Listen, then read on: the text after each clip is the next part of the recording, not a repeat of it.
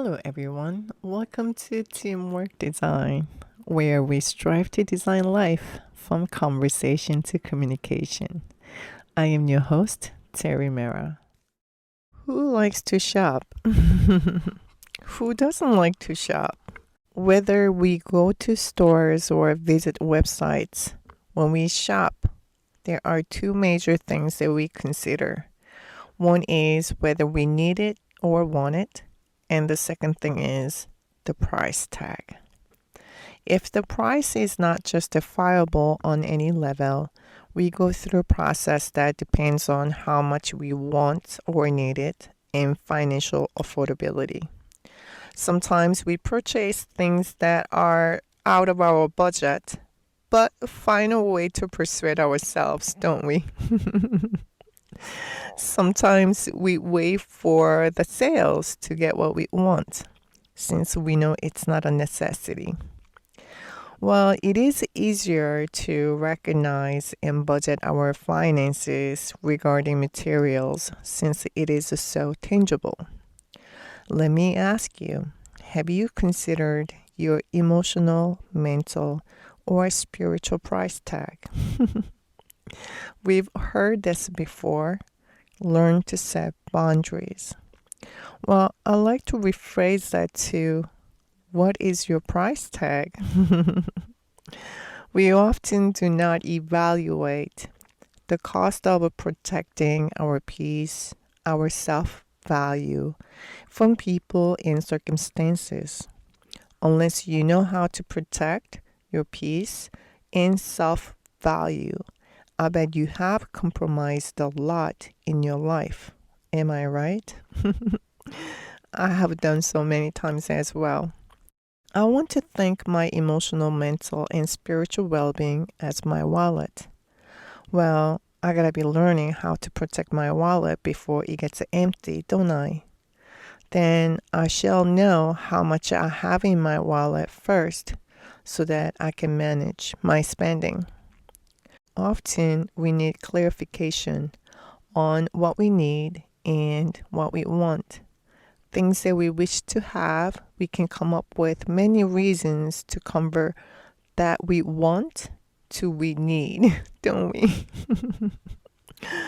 We are persuading ourselves to purchase what we want with the idea of the joy and satisfaction that it will bring. Well, that process takes regard to relationship with the people as well. That's where we must learn to assess our price tag.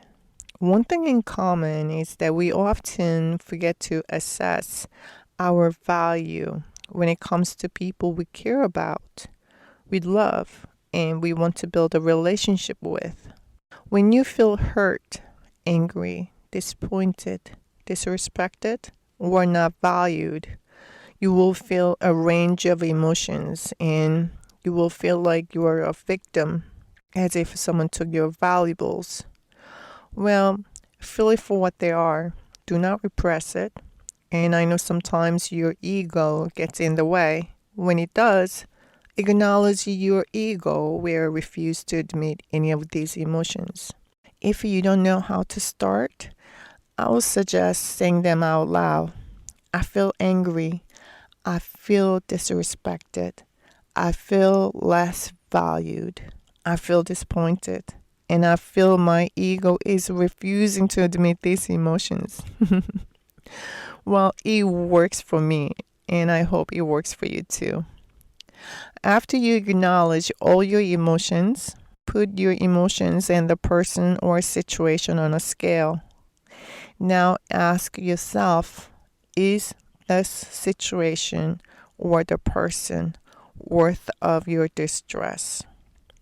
One thing I want to clarify is that I am not literally evaluating a person's worth, but rather the person's particular behavior.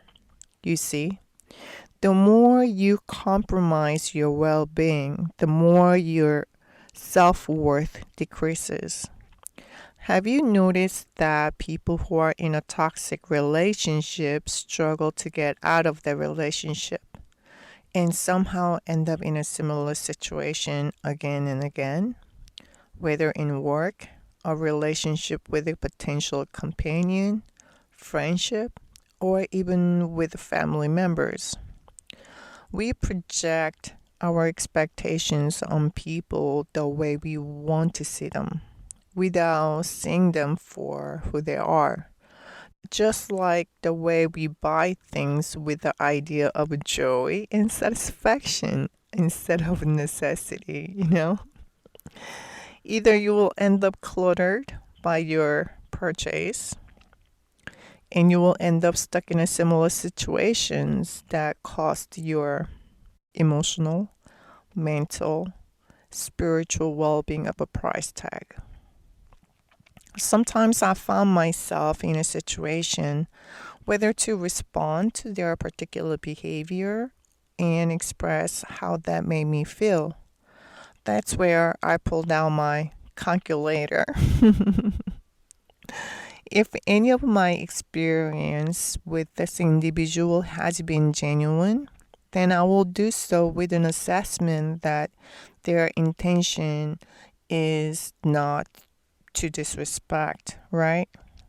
However, suppose I recall or I remembered their behaviors that I've neglected to see because I projected my expectations. Well, in that case, now I have to reassess the situation to see if they have crossed the boundaries more than once. I only wait up to 15 minutes. I don't respond to something that I don't understand. I have no problem letting you know that I do not know how to form an opinion that I do not have complete information or familiar with. I have no problem dissociating myself and detaching myself, removing myself when I feel disrespected.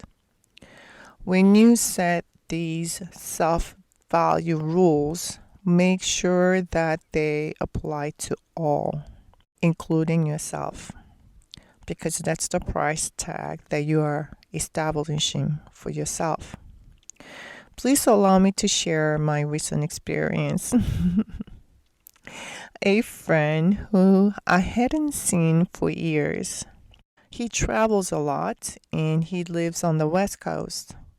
So whenever he visited New York, we catch up, we share, what's going on with our lives. He will share his travels, business, relationships, and etc. Anyway, I received a call from him that he's in New York for a couple of weeks and he wants to catch up with me. Cool, nothing new. And I was delighted since I hadn't seen him for many years. Well, while we were on the phone, he was talking about project that he needed my design expertise. Cool. And additionally, I ended up having a brief conversation with his friend who is looking to make clothes. Well, based on the conversation, she sounded like she is new to the industry or needs to gain some extensive experience. Anyway, my friend inserted himself in the middle of the conversation and telling her that I know everybody in New York and everything about fashion. Well, I don't. And that's not how I conduct myself as if I know it all, you know? I know what I know, but that doesn't mean I know everything. And I surely do not know everyone in New York. Somehow, I don't know, he's a selling point or talking point resonate with me and led me to question his character, which I had overlooked before. Perhaps he changed. Perhaps I changed. Who knows? But one thing for sure, I don't do overselling. That is not my comfort zone. Anyway, we were supposed to meet for dinner at the end of the week, and which he couldn't make it, and we rescheduled for the next day brunch. which he couldn't make it either. The first time, he didn't even let me know in advance that he was in the middle of nowhere in New Jersey, according to him. But he's there for a meeting. Okay.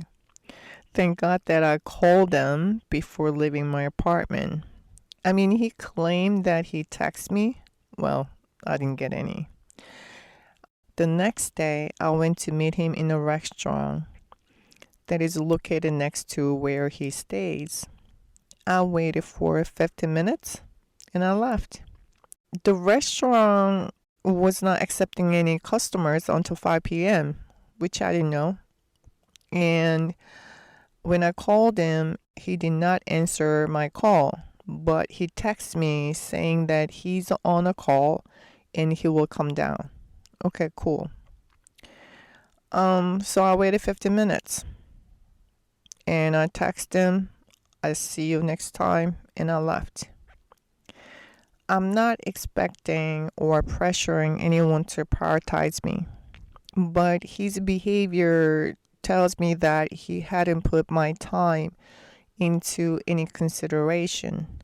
Granted, he is a spontaneous individual, but you see, it is not relevant to my price tag though.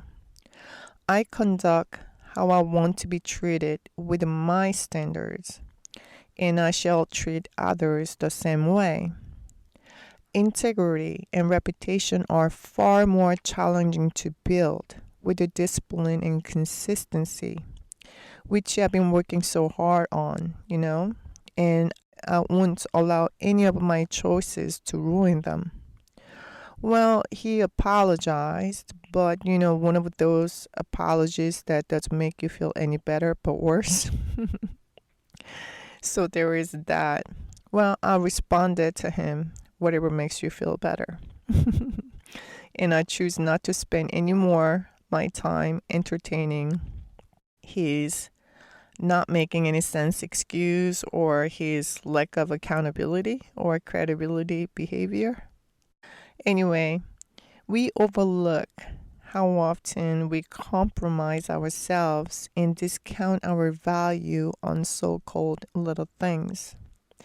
I mean, there are many reasons that you want to justify.